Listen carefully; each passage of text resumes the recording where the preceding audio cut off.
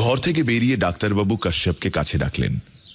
তার কাঁধে হাত দিয়ে নিচু গলায় বললেন, কাশ্যপ, বসো। তোমার বাবা আর বেশি দিন বাঁচবেন না কাশ্যপ। আত্মীয় স্বজনকে খবর দাও, তারা শেষবারের মতো এসে মানুষটাকে দেখে যাক। মাস্টারমশাইয়ের নিজের যদি কোনো শেষ ইচ্ছে থাকে সেটাও জেনে নিও, পূরণ করবার চেষ্টা করো। একটু থামলেন ডাক্তারবাবু, মাথা নামিয়ে দীর্ঘশ্বাস ফেললেন, বললেন, আর কি বলবো বলো, মানুষ চিরকাল বেঁচে থাকে না, তাকে একদিন চলে যেতেই হয়। ইচ্ছে করে না তবু যেতে হয়। মানুষ জন্মের এটাই সব থেকে বড় দুঃখ। মাস্টারমশাই শুধু তোমার বাবা নন, এই চাপাডাঙ্গা গ্রামের সকলের প্রিয় মানুষ, শ্রদ্ধার মানুষ। তার কত ছাত্র দেশ বিদেশে ছড়িয়ে আছে, কেউ ডাক্তার, কেউ ইঞ্জিনিয়ার, কেউ শিক্ষক, কেউ গবেষক। তুই দুঃখ করো না কাশ্যপ, এইসব মানুষের না মৃত্যু হয় না, তারা ছাত্রদের মাঝখানে বেঁচে থাকে। আর কথা বাড়াতে পারলেন না ডাক্তারবাবু। শোকে তার গলা বুঁজে এলো, তিনি বেরিয়ে পড়লেন। কাশ্যপ চিন্তায় পড়ল। ডাক্তারবাবু বলে গেলেন, সময় আর বেশি নেই, সবাইকে খবর দিতে হবে। তারা বাবাকে শেষবারের মতো দেখে যাবে, কিন্তু কিভাবে খবর দেবে? আত্মীয় স্বজনদের ঠিকানা, ফোন নাম্বার সে কিছুই জানে না। দীর্ঘ 20 বছর বিদেশে রয়েছে, সিডনিতে চাকরি করে, বেশি আসতে পারে না, মাঝে মাঝে আসে। এবার এসেছে 3 বছর পর। বাবার শরীর খারাপ শুনে এসেছে। কারো সঙ্গেই তার প্রায় যোগাযোগ নেই। কাশ্যপ বহুবারই বাবাকে সিডনিতে নিজের কাছে নিয়ে যেতে চেয়েছিল, বাবাই রাজি হননি। কেন রাজি হননি কে জানে। কাশ্যপের মা মারা গেছেন অনেক দিন হয়ে গেল। গ্রামের এই ছোট্ট বাড়িতে উনি একাই আছেন। বাইরে যাওয়ার কথা শুনলে বলেছেন, অসম্ভব, অসম্ভব। এই বাড়ি, এই গ্রামের সঙ্গে আমার নারীর যোগাযোগ, এইসব ছেড়ে আমি যেতে পারবো না রে। তাছাড়া ওই যে ওই স্কুলটা দেখছিস, চাপাডাঙ্গা হাই স্কুল, ওখানে আমি 33 বছর মাস্টারি করেছি। এই স্কুল বাড়িটা দিনের মতো একবার না দেখলে আমি বাঁচবো না রে। অনেক বুঝিয়েও লাভ হয়নি, বাধ্য হয়ে হাল ছেড়ে দিয়েছে কাশ্যপ। কিন্তু এখন কি হবে? বাবার ঘরেও এলো কাশ্যপ। মেঘনাথ সামন্ত চোখ বুজে খাটে শুয়ে আছেন। 81 বছরের বৃদ্ধ, গলা পর্যন্ত চাদরে ঢাকা, মাথাটা দুটো বালিশের ওপর উঁচু হয়ে আছে। কে বলবে মানুষটার আয়ু শেষ হয়ে এসেছে? মাথার ওপরের খোলা জানলা দিয়ে মুখে সকালের আলো এসে পড়েছে, ঝলমল করছে। যারা খুব ভালো মানুষ হন তাদের বেলাতে সম্ভবত এরকমই হয়। মৃত্যুর ছায়া মুখে পড়তে পারে না, সব সময় ঝলমল করে। কাশ্যপ খাটের পাশে রাখা মোড়ায় বসল। মেঘনাথ বাবুর গায়ে হাত রেখে বলল, বাবা, বাবা। মেঘনাথ বাবু চোখ খুললেন। কিছু বলবি?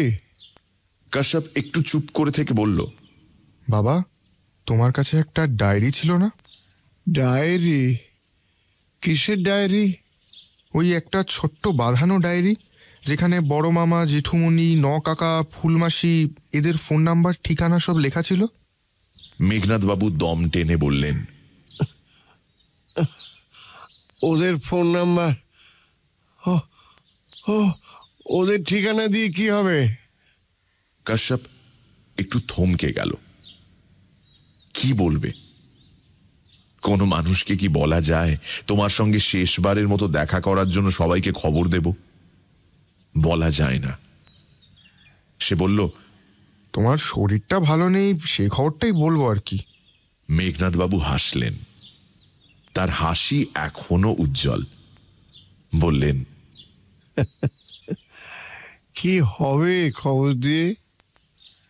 তারা আমাকে এই অবস্থায় দেখে দুঃখ পাবে না? না না, থাকে, থাক থাক থাক, কাউকে খবর দিতে হবে না।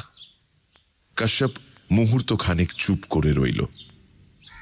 গাঢ় স্বরে বলল, বাবা, তোমার যদি বিশেষ কারোর সঙ্গে দেখা করতে ইচ্ছে করে তুমি বলতে পারো, আমি অবশ্যই যোগাযোগ করবার চেষ্টা করব।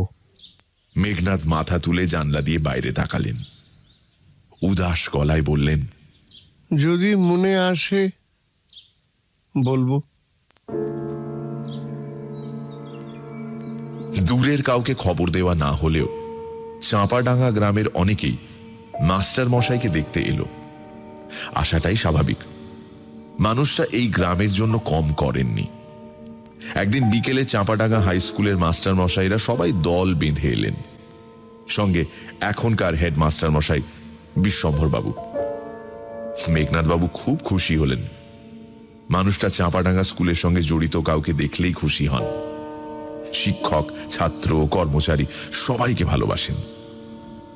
20 বছরের বেশি হয়ে গেল উনি স্কুলের চাকরি থেকে অবসর নিয়েছেন, কিন্তু মন থেকে স্কুলকে সরাতে পারেননি। অবসর নেওয়ার পর উনি বহুদিন স্কুলে গিয়ে বিশেষ ক্লাস নিতেন। তার জন্য কখনো একটা পয়সাও নেননি। বিশেষ ক্লাসে অঙ্ক শেখাতেন। মেঘনাদ স্যারের কাছে অঙ্ক শেখার জন্য ছেলেরা উন্মুখ হয়ে থাকত। অঙ্কের মাস্টার মশাইরা সাধারণত রাগী হন। মেঘনাদ বাবু ছিলেন একেবারে উল্টো। অঙ্কের জন্য কোনো ছাত্রকে তিনি কখনো বকাঝকা মারধর করেননি। তিনি বলতেন, দেখো, অঙ্কে কঠিন লাগার আসল কারণটা ভয়।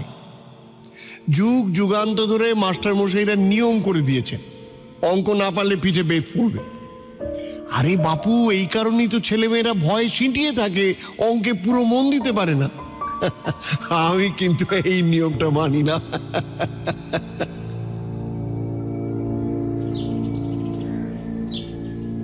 চাঁপাডাঙ্গা স্কুলের মাস্টার মশাইদের বসতে বলে মেঘনাদ সামন্ত বললেন, বসো বসো বসো বসো বসো। তোমাদের দেখে আমার মনটা ভরে গেল।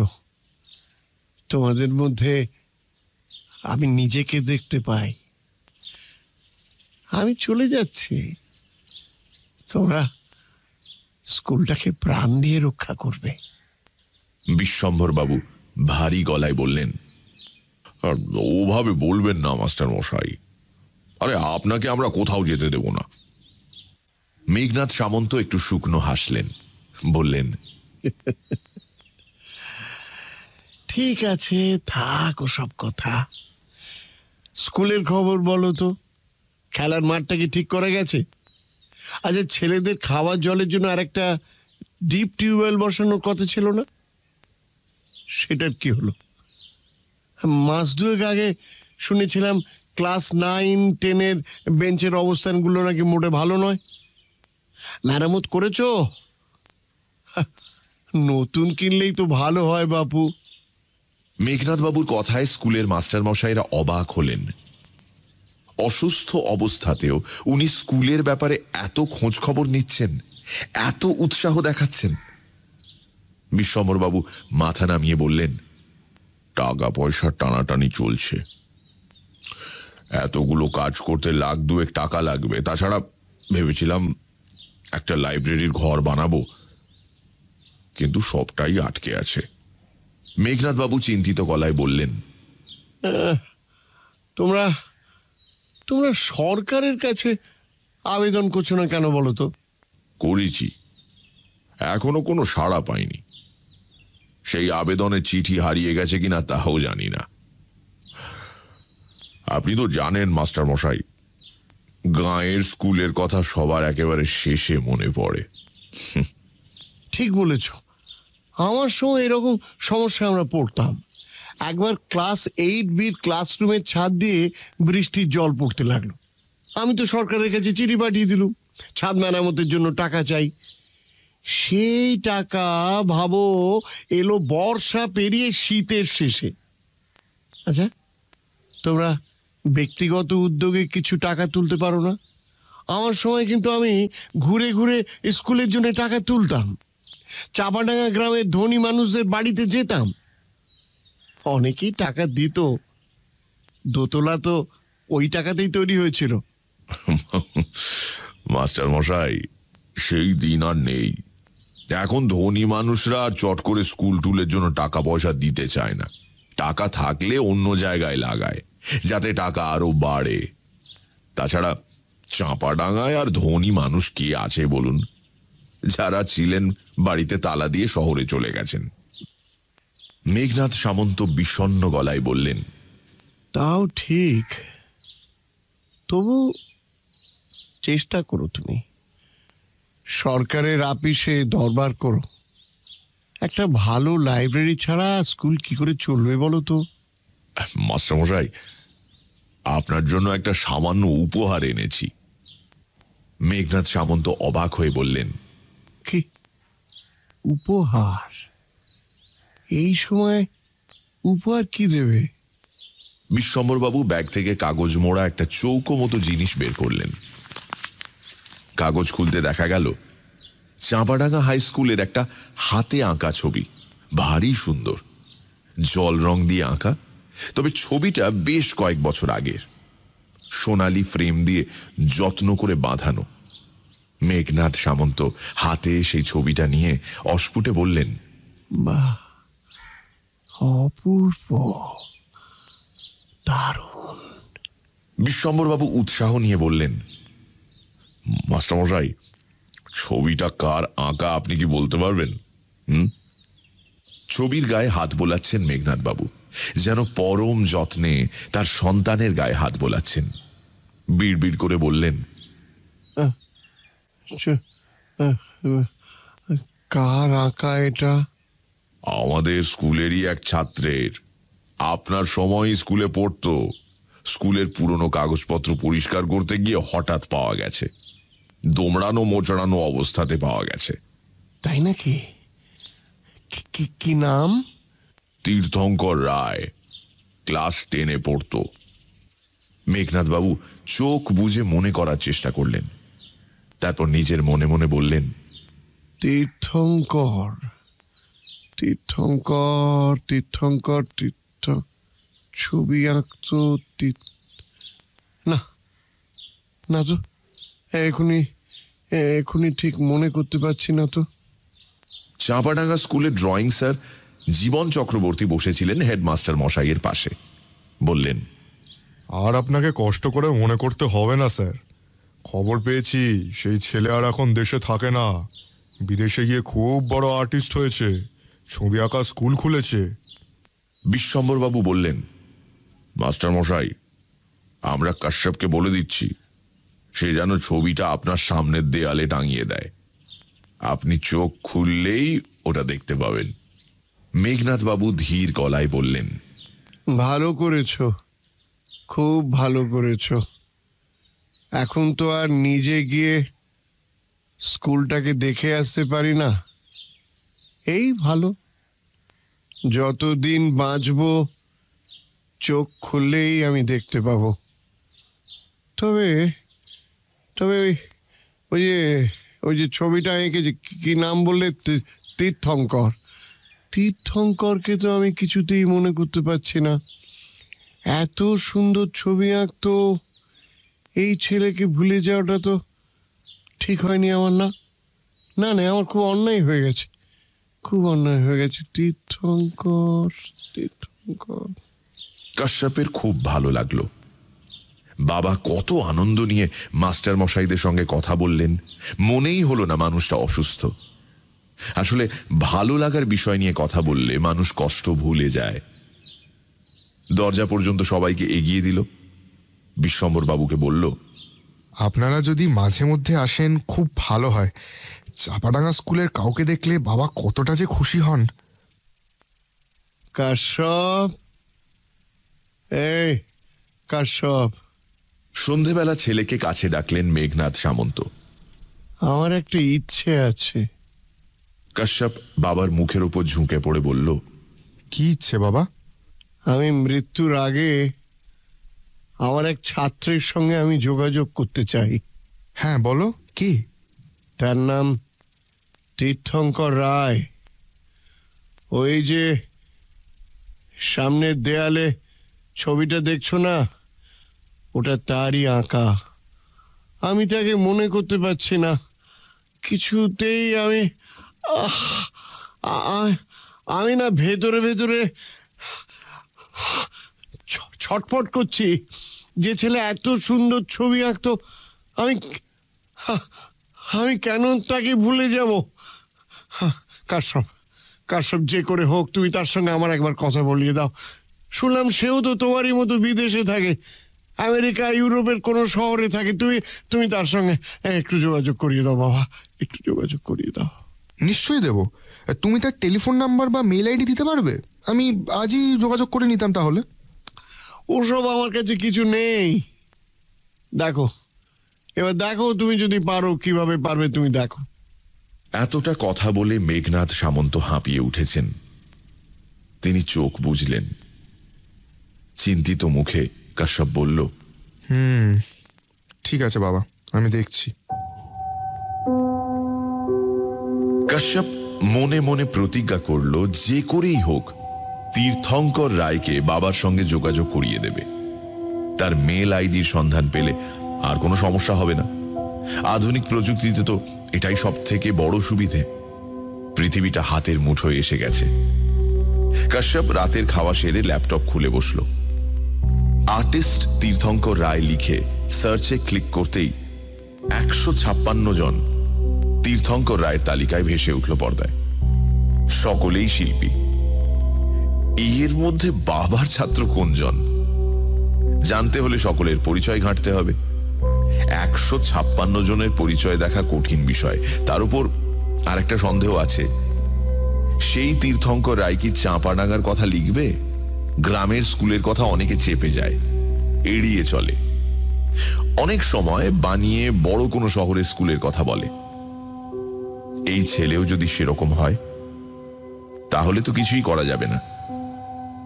যাই হোক, বাবার এই ইচ্ছে পূরণ করবার চেষ্টা করতেই হবে। নিজে গিয়ে রান্নাঘরে কফি বানালো কাশ্যপ। তারপর কফির মাগ নিয়ে বসে 156 জন তীর্থঙ্করের প্রোফাইল খুঁজতে শুরু করলো কাশ্যপ।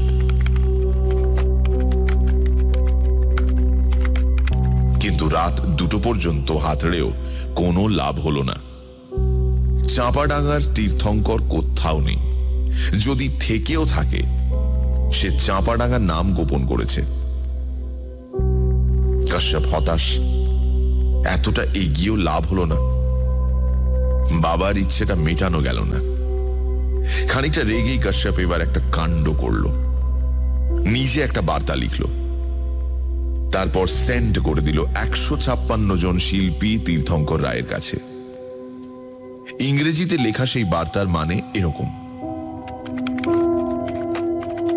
নমস্কার, আমার নাম কাশ্যপ সামন্ত। আমার বাবার নাম মেঘনাদ সামন্ত। তিনি পশ্চিমবঙ্গের গ্রামে থাকেন। সেই গ্রামের নাম চাঁপাডাঙ্গা। একসময় আমার বাবা চাঁপাডাঙ্গা হাই স্কুলের প্রধান শিক্ষক ছিলেন। সেই সময় ক্লাস 10-এর এক ছাত্র খুব সুন্দর ছবি আঁকত। সে জল রং দিয়ে স্কুলের একটা ছবিও এঁকেছিল। সম্প্রতি সেই ছবিটি স্কুলের পুরনো কাগজপত্রের ভেতর থেকে উদ্ধার করা গেছে। ছেলেটি নাকি এখন একজন বড় শিল্পী, বিদেশে আছে। কিন্তু বাবা কিছুতেই তাকে মনে করতে পারছেন না। আমার বাবা অসুস্থ, মৃত্যুশয্যায়। তার খুব ইচ্ছে ছেলেটির সঙ্গে তার একবার যোগাযোগ হোক। তার ঠিকানা, ফোন নাম্বার, মেল আইডি আমরা কিছুই জানি না। আমি আপনার কাছে বার্তাটি পাঠাচ্ছি কারণ সেই ছেলের নামও আপনারই মতো, তীর্থঙ্কর রায়। আপনি যদি চাঁপাডাঙ্গার তীর্থঙ্কর রায় হন, তাহলে দয়া করে আমার মেলে খুব তাড়াতাড়ি জবাব পাঠান। আমি টেলিফোনে বা কম্পিউটারে বাবার সঙ্গে আপনার একবার কথা বলিয়ে দেব। একজন মৃত্যুপথযাত্রী মাস্টারমশাইয়ের শেষ ইচ্ছাটার কথা ভেবে আশা করি আপনি নিশ্চয়ই সাড়া দেবেন। আমি এখন চাঁপাডাঙ্গায় বাবার কাছেই আছি। আমার মোবাইল ফোন নাম্বারটা সঙ্গে দিয়ে দিলাম। ইতি, কাশ্যপ সামন্ত। এরপর 1 দিন, 2 দিন, 3 দিন কেটে গেল। কাশ্যপ রোজই কম্পিউটারে তার মেল চেক করে। না, কোনো জবাব নেই। এদিকে মেঘনাদ বাবুর অবস্থার অবনতি হয়েছে। শনিবার শরীরটা বেশ খারাপ ছিল। কাশ্যপ বসেছিল পাশে। দরজায় কড়া নাড়ার শব্দ। কে এলো? গ্রামের কেউ বাবার খবর জানতে এসেছে? হতে পারে। শুধু সকালে কেন, কেউ কেউ রাত করেও খবরাখবর নিতে আসে। কাশ্যপকে বলে যায়, কোনো চিন্তা করবে না, যত রাতই হোক, দরকার হলেই আমাদের ডাকবে। নিশ্চয়ই সেরকম কেউ। কাশ্যপ উঠোন পেরিয়ে গিয়ে দরজা খুলল। খুলে চমকে গেল। না, গ্রামের কেউ নয়। লম্বা চওড়া চেহারার একটি ঝকঝকে ছেলে দাঁড়িয়ে আছে, প্রায় তারই বয়সী। ধোপদুরস্ত শার্ট প্যান্টে ঝলমল করছে। পিছনে বাড়ির বাইরে দাঁড়িয়ে থাকা একটা চকচকে বড় গাড়িও দেখা যাচ্ছে। বোঝাই যাচ্ছে যুবক এই গাড়িতে এসেছে। কাশ্যপ জিজ্ঞাসু চোখে তাকালো। ছেলেটি হাত বাড়িয়ে বলল, আপনি নিশ্চয়ই কাশ্যপ? নমস্কার, আমি তীর্থঙ্কর রায়, আপনার বাবার ছাত্র। মাস্টারমশাই কেমন আছেন? কাশ্যপ প্রায় লাফিয়ে উঠল। ইচ্ছে করলো ছেলেটিকে জড়িয়ে ধরতে। ইতিমধ্যে তার মুখের কথা জড়িয়ে গেল। আপনি আপনি তীর্থঙ্কর? উফ, আপনাকে যে কিভাবে খুঁজেছি আমি। তীর্থঙ্কর সামান্য হাসল, বলল, আর খুঁজতে হবে না, আমি এসে গেছি। আপনার মেল পেয়েছি। মনটা খুব খারাপ হয়ে গেল। মাস্টারমশাইয়ের কাছে আমি যে কতখানি কৃতজ্ঞ উনি নিজেও জানেন না। উনি না থাকলে আমি আজ শিল্পী হতে পারতাম না। সকালে কলকাতা থেকে নিজে গাড়ি চালিয়ে চলে এলাম, তবে আমার হাতে সময় খুব কম। অশেষ ধন্যবাদ। বাবার শরীরটাও আসলে খুবই খারাপ, আর কতদিন যে উনি বাঁচবেন, আপনি দেরি করে ফেললে হয়তো দেখাই হতো না। কাশ্যপ আর কথা বাড়ালো না। তীর্থঙ্করকে বাবার কাছে নিয়ে গেল। মেঘনাদ সামন্ত চোখ খুললেন। কাশ্যপ ঝুঁকে পড়ে বলল, বাবা, বাবা, দেখো কে এসেছে, তোমার সেই ছাত্র তীর্থঙ্কর। দেখো তো চিনতে পারো কিনা। মেঘনাদ সামন্ত চিনতে পারলেন না। তিনি জড়ানো গলায় বিড়বিড় করে বললেন, কে কে এসেছে? কে? কেন এমন হচ্ছে? কেন কেন আমি তোমাকে চিনতে পারছি না তো। তীর্থঙ্কর মেঘনাদ সামন্তর হাতটা ধরে বলল, সেটাই তো স্বাভাবিক মাস্টারমশাই। আপনার তো চিনতে পারার কথা নয়। অনেক বছর আগের কথা, আর আমার চেহারাও অনেক বদলে গেছে। তখন আমি হাফ প্যান্ট পরতাম, স্কুলের ইউনিফর্ম, কালো হাফ প্যান্ট, সাদা শার্ট। বালিশে শুয়েই আক্ষেপে মাথা নাড়লেন মেঘনাদ সামন্ত। বললেন, সে তো সবাই পড়তো, তবু তো অনেক ছাত্রকে এখনো চিনতে পারে। তোমার মতো একজন গুণী ছেলের কথা আমার তো মনে রাখা উচিত ছিল। আমার খুব খারাপ লাগছে গো, খুব খারাপ লাগছে। তীর্থঙ্কর তার মাস্টার মশাইয়ের কপালে হাত রাখল। যাদের সঙ্গে আপনার নিয়মিত যোগাযোগ আছে তাদের হয়তো চিনতে পারবেন। আপনি দুঃখ পাবেন না মাস্টারমশাই। আপনার আমাকে মনে না থাকুক, আমার তো আপনাকে মনে আছে। ভূগোল ক্লাসে পড়া না শুনে ম্যাপ খাতার পাতায় ছবি এঁকেছিলাম, স্কুলের ছবি। ভূগোলের মাস্টারমশাই ধরে ফেললেন। তারপর তো তিনি রেগে আগুন, কান ধরে নিয়ে গেলেন হেডমাস্টারমশাইয়ের ঘরে। আপনি ছবি দেখে কটমট করে আমার দিকে তাকালেন, বললেন, সঙ্গে রং তুলে এনেছিস? আমি কাঁদো কাঁদো গলায় বললাম, না, রং কেনার পয়সা নেই। আপনি বললেন, ঠিক আছে, আমি রং কিনে দিচ্ছি। আমি দারুণ ভয় পেয়ে গেলাম। বললাম, মাস্টারমশাই আর কখনো করবো না, ছবি আঁকবো না। আপনি ধমক দিয়ে বললেন, চপ, এই ছবি এখনই এখানে বসে রং করবি, এটাই তো শাস্তি। ভূগোলের মাস্টারমশাই তো অবাক। এমন শাস্তির কথা তিনি কখনো শোনেননি। কান ধরে 10 বার উঠবোস নয়, পিঠে দুঘা বেত নয়, তার বদলে পেন্সিলে আঁকা ছবি রং করা, তাও আবার নিজের পকেটের পয়সা খরচ করে রং তুলি কিনে আনার ব্যবস্থা করলেন। আমিও শাস্তির মাথামুন্ডু কিচ্ছু বুঝতে পারলাম না। ভয়ে হাত পা ঠান্ডা হয়ে গেল। স্কুলের পিয়ন কাকু রং তুলি কিনে আনার পর আপনার ঘরে বসে ছবি রং করলাম চোখের জল মুছতে মুছতে, আর আপনি চলে গেলেন ক্লাস নিতে। কাশ্যপ বলল। চোখে জল কেন? তীর্থঙ্কর হেসে বলল, আরে তখনও তো আমি জানি এরপরেই আমার বিরাট কোনো বিপদ আসছে। মেঘনাথ সামন্ত নিচু গলায় বললেন, তারপর আপনি ফিরে এসে আমার ছবি দেখলেন, দেখে আমাকে জড়িয়ে ধরে বললেন, তুই একদিন খুব বড় শিল্পী হবি, সবার মুখ উজ্জ্বল করবি। এই ছবিটা রেখে দিলাম, এটা চাঁপাডাঙ্গা স্কুলের সম্পত্তি হলো। তুই এই রং তুলি রাখ, এটা তো সারা জীবনের সঙ্গী হবে। আমার যে কি আনন্দ হলো মাস্টারমশাই, আমি বুঝিয়ে বলতে পারবো না। কথা শেষ করে তীর্থঙ্কর দেয়ালের দিকে তাকালো। তার চোখে জলের বিন্দু, সেখানে তারই আঁকা ছবিটি ঝুলছে। তীর্থঙ্কর এবার তার হাতের ব্রিফকেস খুলে স্কুলের জন্য একটা চেক বের করল। মেঘনাথ সামন্ত বললেন, এটা কি? 2 লক্ষ টাকার চেক চাঁপাডাঙ্গা হাই স্কুলের নামে লিখে এনেছি। এটা আসলে আমার আপনাকে প্রণাম। আমি জানি চাঁপাডাঙ্গা স্কুলকে আপনি কত ভালোবাসেন, এটা আপনি না করতে পারবেন না। আপনাদের আশীর্বাদে বিদেশে ছবি বিক্রি করে আর ছবি আঁকা শিখিয়ে কিছু টাকা পয়সা রোজগার করেছি। দয়া করে আপনি এটা স্কুলে পাঠিয়ে দেবেন। টাকাটা যদি স্কুলের কোনো কাজে লাগে আমি বড় খুশি হব। আচ্ছা মাস্টারমশাই, আজ তাহলে আসি। মেঘনাথ সামন্ত তীর্থঙ্করের হাত ধরে কিছু বলতে গেলেন, পারলেন না। তার 2 চোখ বেয়ে জল গড়িয়ে পড়ছে। মাস্টারমশাই, আপনি কি এবার আমাকে চিনতে পারলেন?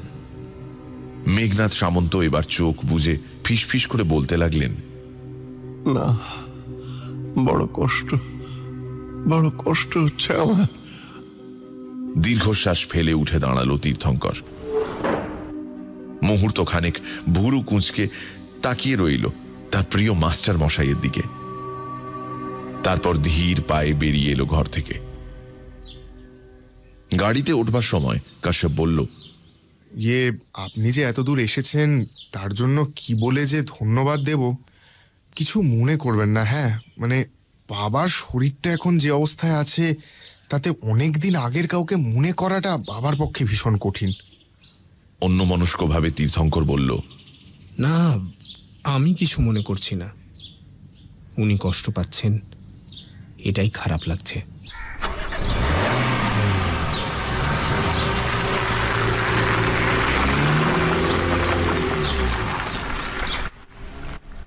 তীর্থঙ্করের গাড়ি চলে যাওয়ার পর বাইরে কিছুক্ষণ দাঁড়িয়ে রইল কাশ্যপ। এমন মানুষ আজও আছে। উঠোন পেরিয়ে বাবার ঘরের দিকে এগিয়ে গেল কাশ্যপ। আজ সারা দিন সে বাবার পাশেই থাকবে। চাঁপাডাঙ্গা স্কুলে একটা খবর দিতে হবে, তীর্থঙ্কর রায়ের চেকটা দিতে হবে। ভাবতে ভাবতে বাবার ঘরের দরজার কাছে পৌঁছে গেল কাশ্যপ। তারপরই থমকে দাঁড়ালো। এ কি? ঘরে ও কে বসে আছে? কে? ছোট একটা ছেলে, সাদা জামা, কালো প্যান্ট, স্কুলের ইউনিফর্ম পরেছে যেন, আর বসে আছে মেঘনাথ সামন্তর মাথার কাছে। মাথায় হাত বোলাচ্ছে পরম যত্নে। পায়ের আওয়াজ পেয়ে দরজার দিকে মুখ ফেরালো ছেলেটা। ঠান্ডা একটা স্রোত শিরদাঁড়া বেয়ে নেমে গেল কাশ্যপের। মুখটা সে চিনতে পেরেছে, তীর্থঙ্কর রায়। কাশ্যপের চারপাশ অন্ধকার হয়ে গেল। সে দরজা ধরে মেঝেতে বসে পড়ল। মেঘনাথ সামন্ত মারা গেলেন সেদিন দুপুরেই। মুখে কোনো কষ্টের ছাপ নেই, যেন দীর্ঘ জীবন তাকে পরম তৃপ্তি দিয়েছে।